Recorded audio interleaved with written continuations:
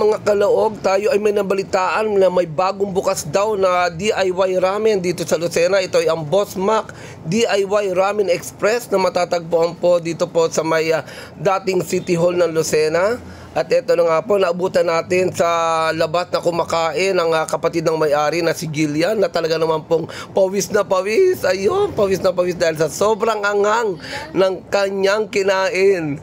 So ayan, si Gillian talagang pawis na pawis kasama ang kanyang mga kaibigan, oh.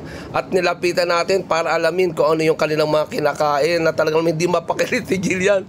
Hindi ko alam kung naiinitan siya sa kinakain niya o sobrang halang ng kanyang kinain. At ito na nga po, pumasok na tayo sa loob. At talaga naman pagpasok natin ay bumungad sa atin ang napakaraming customer na talaga naman dinumog itong Boss Mac na ito, na talaga naman kasing bagong-bago sa paningin nila at panlasa. Bago lang sa Lucena, nag-iisa. At eto nga, naabutan natin, nakaupo na si Lola Arlene, no? Ayan, habang inintay po niya namin si Doktora. At eto ang may-ari, naglalakad ng kapatid niya. At ang daming nakapila habang nag-iintay ng kanilang lulutuin. At eto po yung mga pagpipilian nyo. Nag-start po siya sa presyong 60 pesos hanggang 80 pesos lang po. Na talaga naman po sulit. Pag umili yung kulay pink na yan, napakaanghang niyan. At yan po, ang daming choices po na pagpipilian yung noodles. So, napakasasarap talaga po mga kalaog. Ayan, ang mga choices po. Napakaraming flavor. At eto lang po ang mga toppings nila na talaga namang napakamura. Mag-start sa 10 pesos. Ayan, 10 pesos lang yan. 15 pesos, 20 pesos, at saka 30 pesos. Na ikaw pong pipili ng mga toppings na gusto mo. Ayan, dami oh. May cheese, may mga kung ano-ano pa po. Bahala pa kayong pumili na lahat po naman ay swak at sakto sa panlasa na babagay sa inyong mapipiling noodles. At ito po ang mga drinks na napakamumura rin. Nagulat ako sa presyo ng drinks nito. Kasi kung titignan mo yung drinks nila, talagang ang mamahal tingnan. Pero yung presyo pala niya, 40 pesos lang, 45 pesos. Talaga nagulat ako. Ang mura ng kanilang drinks na napakasasarap. Sa ito na po. Syempre, bago sa paningin natin, isa-isahin po natin tingnan yung kanilang mga pinagmamalaking ramen. Ayan po yung mga, ito ang pinakamahalang yan talaga, yung pink na yan. Kung may kayo sa maanghang, yun ang kunin ninyo. Sabi ko kulay pink, pero bakit yun ang pinakamahalang attractive sa kulay, no? Ayan, oh, may kimchi. Ito pa, oh. Ayan, hindi ko mabasa yung iba kasi talaga naman Korean po or Japanese ba yan? Ayan oh, Korean ramen, spicy oh.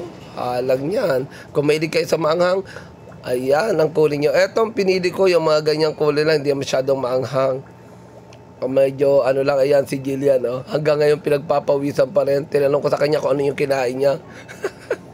Talaga na mga hindi niya naubos yung kanyang kinain at dahil sobrang halang ng napili niya. Ayun, tinuri niya sa akin hindi mahalang na noodles daw. Dito kayo magluluto. Ayan naman, pag nakakuha na kayo ng inyong noodles at kapag bayad, dito naman kayo magluluto. Na napakabilis, 3 minutes, tapos na kayo magluto. Ang haba ng pila pero ang bilis nila makaluto. Ito po si Ate Doris, ang nanay ng may-ari. Oh, kumakaway pa yan. Nabutan ko kumakain dyan. Kasama ang mga anak po niyang napakagaganda. At eto na nga po si ate oh, kinukunan ko ng video, lumayo siya, ayaw niya magpakita sa camera, nahihiya siya. Sabi ko kukunan ko na lang po yung niluluto niyo kung pwede po ba. At ayan na nga po yung mga iba pang kumakain oh, talagang sarap na sarap sila sa kanilang kinakain. Si Ate Doris, dahan-dahan lang Ate Doris ang pagsubo. At may spaghetti ka pa ha. Ayun, talaga namang araw-araw nandiyan yan si Ate Doris at kumakain ng ramen. At eto na po, yung mga nagluluto, oh, kung nakikita nyo, ang dami lang luto, ang busy-busy ang ito po yung para sa mild lang, ayan, seafood and mild. Okay. Tapos, pag gusto nyo po yung wala talaga, ganun po, or hindi yan maanghang? Yes, hindi. Okay, very good. Tapos yung mga mahilig sa maanghang, pink talaga, pinaka-maanghang. Sa carbonara. Anong pangalan yan? Ayan, bulldog carbonara po. Okay. Yung red, anong flavor yun? Spicy, rapid. Maanghang din yan. Saka ito po, shea noodle rapid. May kumain pa naman po flavor. Like this po. Parang may kimchi na rin po siyang kasama. Okay. So, eto naman ma'am, pag kukuha ko nito, paano pagbayad ng mga ganyan? Dito naman po sa toppings natin, meron po tayong tig 5 pesos. Yung quail eggs po natin is worth 5 pesos lang po. 5 pesos. And then, from crab stick hanggang dito po sa gulay natin na onion leeks is 10 pesos lang po. Okay. Ito naman po ating shiitake mushroom is 25 pesos po siya. And then, dito po sa seafood buns, cheese, sige po. Cheese and sushi is 30 pesos each. 20 pesos each. 20. Ito pong ating shiitake mushroom is 30 pesos and kimchi is 30 pesos. Meron din po tayong pork enoki na 35 pesos. Okay. Ayan. Thank you so much. Thank you po. Anong name mo, ma'am? Lian. Lian. Thank you. So, eto na nga mga kalaog at mukhang may napili na po ang dalawa nating kasama, si Lola Arlene at si Doktora. So, pare-parehas kami hindi mahilig sa manghang. So, ang kinuha na lang namin ay yung talagang walang anghang. Ayan, yung kulay green ang napili namin dalawa ni Doktora. Kay Lola Arlene may kaunting anghang, may kaunting sipa yung kanyang napili. Ayan, at talaga na mga nag-aati sa amin, mismo may-ari pa po. Ayan, may-ari ng Boss Mac DIY Ramen Express. Ayun. At talagang nakapili na yung dalawa na kalang mga pati toppings. Nakakuha na yung dalawa habang ako ay busy sa pagbibideo. Ayan. Yung mga toppings na pipiliin nila talaga namang sobrang sasarap. Lahat yan pwede mong piliin. Lahat yan masarap. At lahat yan ay mura. So nag-umpisa nang pumili itong si Doktora. O yun. May sinipit na. At susunod na rin si Lola Arlene. Ayun. Ang daming pinili, parang kayang ubusin lahat Mukhang gutom na gutom tong dalawang to. Ang daming toppings na nilagay At eto, tawang-tawa ko kay Kuya, eto naka-block. Talaga ng mga pawis na pawis din siya at hindi niya naubos ang kanyang kinain kaya ayan, pina-take out niya. Pwede niya ipa-take out, 10 pesos lang ang bayad sa tab. Ayan, at so magbabayad na rin po tayo ng ating napili. Ayan, ang ating mga napili. Binabayaran na natin kay ate. Iniisa-isa niyang tingnan kung ano yung mga napili kong pan-toppings. Ayan na yung dalawa. Nire-ready na ng dalawa yung kanilang lulutuin. Oops, eto na si Doktora. Binalata na yung kanyang crab stick. At talaga namang excited ng tikman ang napakasarap na ramen. Ayun nilagay na rin ni Lola Arlene ng kanyang noodles. Ayun, napakaganda ng kawali dito. Gold yung nakakain ka sa gold na kawali. Aba. At talaga namang ibinuhos na ni Doktora lahat ng sabay-sabay ang kanyang mga toppings. Excited si Doktora. Ayan na. At eto na po, dumating na ang isa nating kaibigan. Sarap. Nakita natin sa labas kumakain pala. Ito, tuturuan tayo ng may-ari kung paano lutuin ang kanyang napakasarap na ramen. So, una natin yung ating induction cooker. Okay.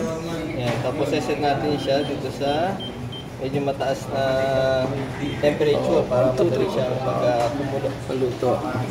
Pero ito naman ay maibit na rin kasi tayo kumuha sa... Oo, mainta nga yung kinuha ko. Anong dapat unang ilagay dyan pag magluluto ka ng ano?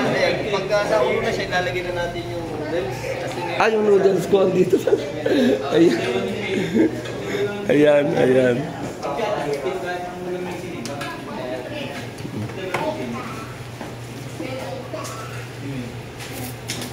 So, natin ilalagay ay noodles.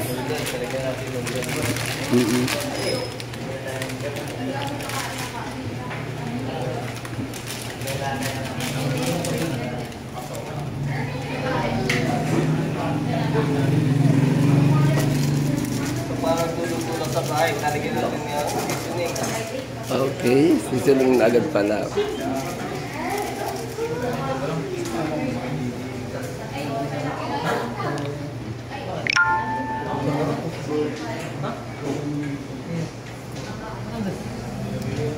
So nakakatuwa kasi ikaw ang gagawa ng sarili mong kakainin. Ikaw ang pipili na gusto mong ilagay ng mga ingredients. Ayan, bahala kang pumili sa napakadaming pagpipilian na yun. Medyo yan, lalagyan natin yung seasoning natin.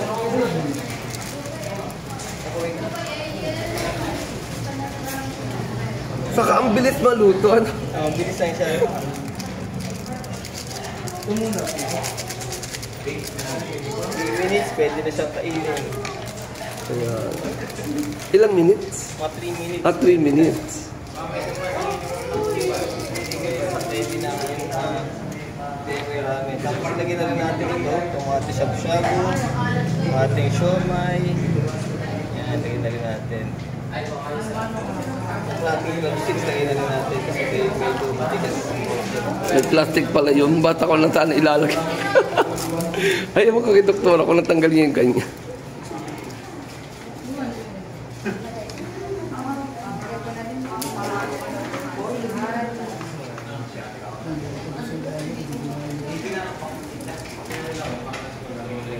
Ito lagyan natin yung gulay. Gulay. Yung ating mushroom, ilagay na rin natin. Korean mushroom ba yan?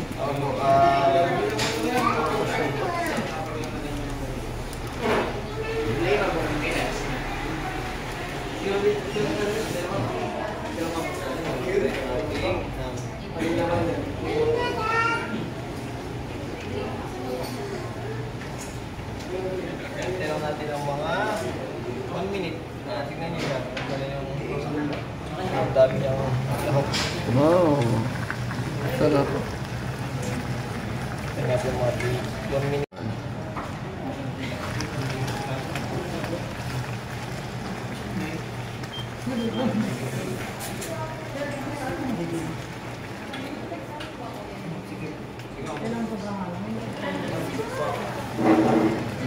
So, kahit yung pintan mo, hindi naman siya mainit na nasa loob na. Hindi mainit yung avocado.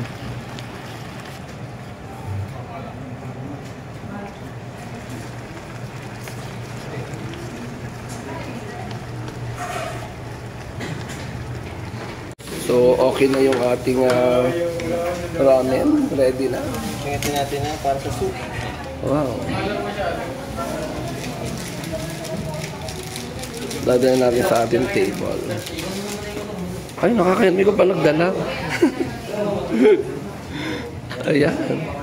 Ang doktora, may-ari pa nagluto ng aking ano. Thank you so much. Ito pa ang may-ari nitong Boss Mac DIY Ramen. Thank you so much. Ito lang nga po, titikman na ni Doktora ang kanyang ginawang ramen. So excited na si Doktora. Talagang hindi daw siya nagmerienda para paghandaan itong aming pagkain ng ramen na to. Oops! So titikman na natin itong napakasarap na DIY na ramen sa Boss Mac. Ano-ano, pag-miss ba yung may-ari? Pipili ko ang noodle, hindi siya maanghang. Kasi marami ng pagbibilang maanghang eh. So hindi ako mahilig sa maanghang, kaya ito ang pinili ko. Sobrang sarap niya. At ang mga toppings na pinili ko, wow, yummy.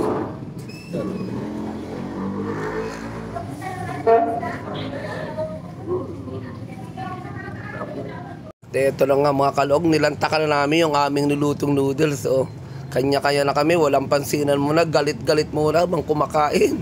At talaga namang ninanamnam ng bawat isa sa amin ang sarap ng aming kinakain. At talaga namang sulit ang iyong ibabayad dahil sa sobrang sarap ng Boss Mac DIY Ramen Express. Talaga namang pong sulit, sarap. Babalik-balikan po namin yan talaga. Isasama ko pa dito ang iba namin mga kaibigan para tikman itong noodles.